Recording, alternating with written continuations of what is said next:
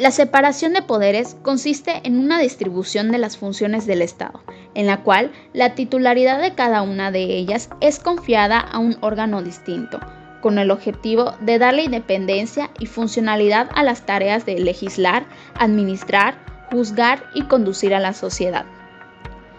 Así, tenemos que los poderes de la Unión son aquellos órganos públicos entre los que se distribuyen las funciones del Estado mexicano, depositándose la función legislativa con el Poder Legislativo Federal, la función administrativa con el Poder Ejecutivo Federal y la función jurisdiccional en el Poder Judicial de la Federación. En el artículo 49 menciona que no podrán reunirse dos o más de estos poderes en una sola persona o corporación, ni depositarse el legislativo en un individuo, salvo el caso de facultades extraordinarias al Ejecutivo de la Unión, conforme a lo dispuesto en el artículo 29. Esto quiere decir que se prohíbe que se reúnan en una sola persona o corporación dos o tres poderes, por ejemplo, que el Ejecutivo tenga además el poder legislativo o el judicial.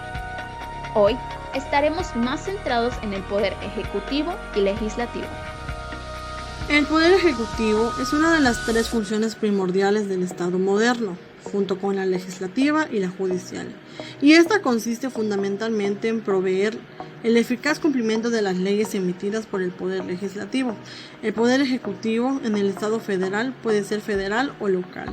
En México, de acuerdo con el establecido por el artículo 80 de la Carta Magna, el ejercicio del Poder Ejecutivo federal se deposita en un solo individuo, que este es el presidente de los Estados Unidos, Andrés Manuel López Obrador. Además, el artículo 90 constitucional prevé la existencia de una administración pública federal que lleva a cabo las actividades correspondientes al Poder Ejecutivo. El Poder Ejecutivo en México cuenta con varias funciones, pero una de las principales cuatro son: número 1, promulgar y ejecutar las leyes que apruebe el Congreso y dirigir la esfera administrativa. Número 2, nombrar algunos funcionarios de la Administración Pública Federal. Número 3, dirigir la política exterior del Estado. Y número 4, conducir la administración pública y promover leyes o decretos frente al Congreso.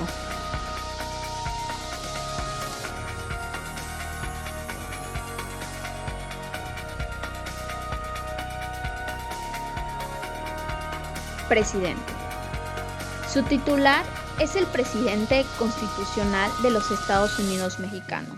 Es elegido mediante elecciones directas cada 6 años sin posibilidad de reelección. Actualmente, el presidente a cargo del Poder Ejecutivo es Andrés Manuel López Obrador.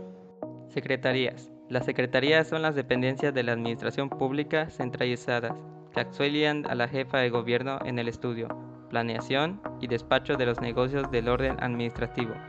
Un ejemplo de ella es la Secretaría de Relaciones Exteriores. Tiene como misión conducir la política exterior de México mediante el diálogo, la cooperación, la promoción del país y la atención a los mexicanos en el extranjero, así como coordinar la actuación internacional del gobierno de la República. El Poder Legislativo es uno de los órganos constitucionales del Estado que ostenta representación popular y es el generador de las normas con rango de ley, además de ser fiscalizador y controlador de la acción del gobierno. En México, el Poder Legislativo se deposita en un Congreso General, que se dividirá en 2 cámaras, una de diputados y otra de senadores. En el ámbito local, cada entidad federativa tiene su propio Congreso que hace las veces de Poder Legislativo. Funciones del Poder Legislativo. El Poder Legislativo o legislatura es una asamblea deliberativa que tiene la exclusividad autoridad para crear leyes para una entidad política como un país o ciudad. Además de administrar el presupuesto del Estado, las leyes promulgadas para la legislatura se conocen como legislación.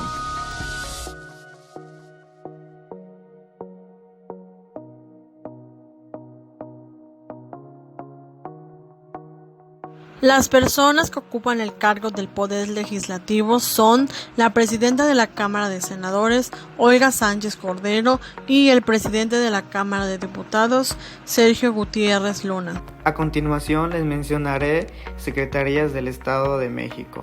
Número 1. Secretaría de Medio Ambiente y Recursos Naturales. Número 2. Secretaría del Trabajo y Prevención Social. Número 3. Secretaría de Cultura.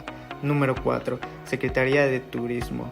Número 5. Secretaría de Hacienda y Crédito Público. Número 6. Secretaría de Economía. Número 7. Secretaría de Bienestar. Número 8. Secretaría de Salud. Número 9. Secretaría de Educación Pública. Número 10. Secretaría de Comunicaciones y Transportes. Tipos de presidente. Presidente constitucional.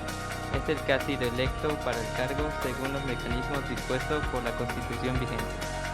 Presidente interino.